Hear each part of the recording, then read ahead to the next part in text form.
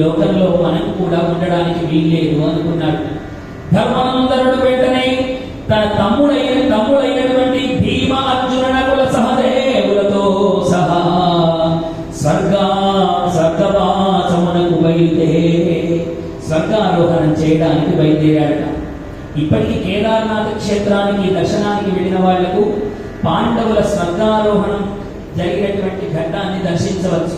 వాళ్ళు స్వర్గం వెళ్ళేటువంటి సమయంలో ఓ పెద్ద నది ఒకటి అడ్డు వస్తే భీమసేనుడు ఓ పెద్ద శిలను అడ్డుగా వేసి వాళ్ళు స్వర్గారోహణం చేశారని, దాన్ని భీమశిల అంటారని ఇప్పటికీ దర్శనానికి వెళ్ళిన వాళ్ళు దాన్ని చూడవచ్చు.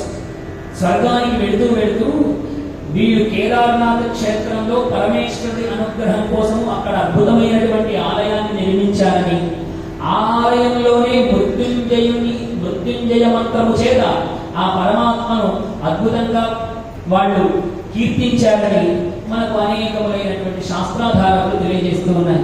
అలా ధర్మరాజు ఆయన వెంట తమ్ములు అందరూ ఒకరి వెంట ఒకరు నడుస్తూ నడుస్తూ స్వర్గారోహణకు వెళ్ళిపోయారట.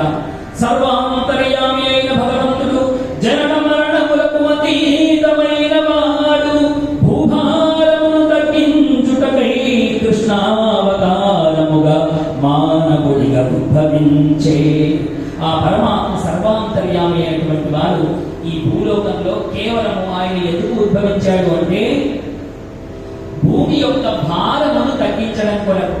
భూమి మీద పాపాత్ముల యొక్క సంఖ్య పెరిగిపోయి సత్పురుషులకు వాళ్లకు స్థానం లేకుండా ఉన్నటువంటి కారణం చేత పరమాత్మ భూభారాన్ని తగ్గించడం కొరకు ఆయన అద్భుతంగా కృష్ణావతారంగా జన్మనెత్తాడు. ఇప్పుడు భూమి యొక్క భారాన్ని మొత్తము తగ్గించి కురుక్షేత్ర మహాసంగ్రామం ద్వారా అనేక మందిని సంహరించి పరమాత్మ సంహారం చేయడానికి కారణం అర్జునుడైనప్పటికీ దానికి కర్త మాత్రం కృష్ణ పరమాత్మ వీడి అనుగ్రహంతో కదా ఆ యొక్క యుద్ధంలో జయించాడు. ఆ విధంగా పరమాత్మ భూభారాన్ని తగ్గించాడు. దుష్ట శిక్షణ గావించే దుష్టులను శిక్షించాడు, శిష్టులను రక్షించాడు. తన మానవ అవతారాన్ని ఉపసంహరించుకున్నాడు పరమాత్మ. ఏ విధంగా ఉపసంహరించుకున్నాడో తెలుసా? ఒక చోట నాటకం జరుగుతోంది అనుకోండి. నాటకం జరిగేటువంటి చోట రాక్షసుడి మాదిరిగా ఎవరైనా వేషం వేశాడనుకోండి. వాడు ఇంత పెద్ద కొమ్ములు, నల్లగా శరీరం అంతా నలుపు రంగు పూసుకొని, నల్లని బట్టలు వేసుకొని, కోరలు పెట్టుకొని అద్భుతంగా అక్కడ నాటకం వేసి, అబ్బా అందరూ నన్ను మీ రాక్షసుడి వేషం కడితే అద్భుతంగా ఉన్నదయ్యా, నీకు అవార్డులు రివార్డులు బ్రహ్మాండంగా వస్తాయి, నీకు ఈ అవతారం అచ్చొచ్చినట్లుగా కలిసింది అని బాగా పొగిడారనుకోండి. వేషము రాక్షసుడిదే అయినప్పటికీ నాటకం వేసిన కళాకారుడికి పొగడతలే అవి చప్పట్లే సన్మానపు దుప్పట్లు అన్నట్టుగా వాడు పొంగిపోతాడు.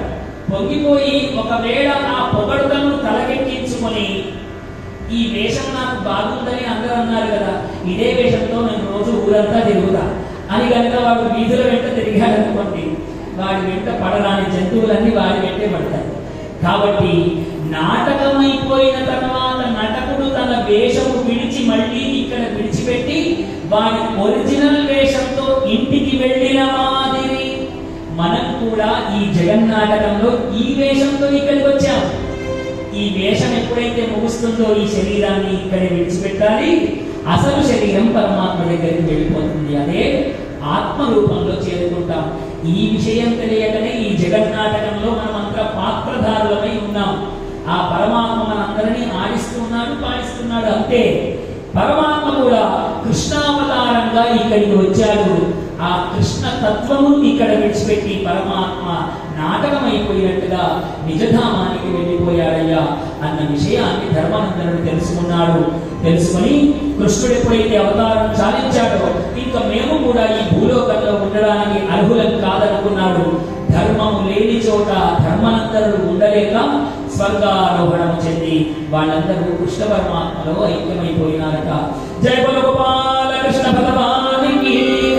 అలాంటి పరమాత్మ మనందరికీ ఐక్యమయ్యే అవకాశం ఇవ్వడానికి పరమాత్మ తత్వంతో కూడినటువంటి అద్భుతమైన నామ సంకీర్తన ఒకటి మనం అందరం కూడా విందాం. జయ బోలో